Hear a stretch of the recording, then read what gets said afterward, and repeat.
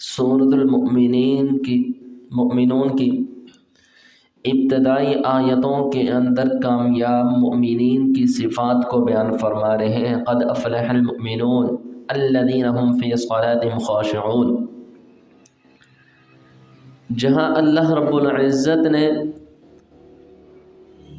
اور صفات کا تذکرہ فرمایا ہے، وہیں پر اللہ رب العزت نے کامیاب مؤمن کی ایک صفت امانت داری کو بھی بیان فرمایا ہے۔ والذین هم لاماناتهم وعہدهم راعون، کہ مؤمن، کامیاب مؤمن امانت دار بھی ہوگا اور اپنے عہد کا پاس رکھنے والا بھی ہوگا، اپنے عہد کو پورا کرنے والا بھی ہوگا۔ چنانچہ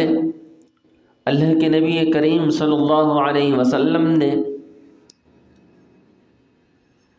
امانت داری کا عملی ثبوت اپنی ذات سے دیا ہے۔ اللہ کے نبی صلی اللہ علیہ وسلم کو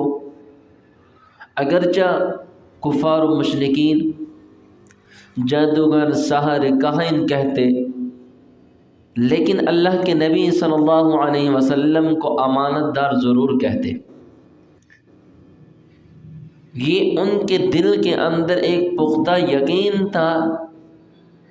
کہ اگر کسی کے پاس دنیا کے اندر امانت رکھوانی ہے، وہ آقا نامدار عربی صلی اللہ علیہ وسلم ہے، کہ جن کے پاس ہماری امانت محفوظ رہے گی، کہ جس سے کل کو ہمیں ملنے کا بھی یقین ہے۔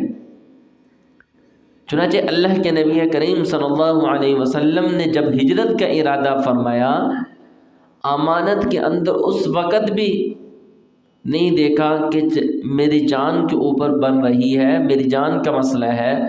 تحفظ کا مسئلہ ہے، انسانی جان کی حفاظت کا مسئلہ ہے، لیکن اللہ کے نبی صلی اللہ علیہ وسلم نے وہاں حضرت علی رضی اللہ تعالیٰ عنہ کو ٹھہرایا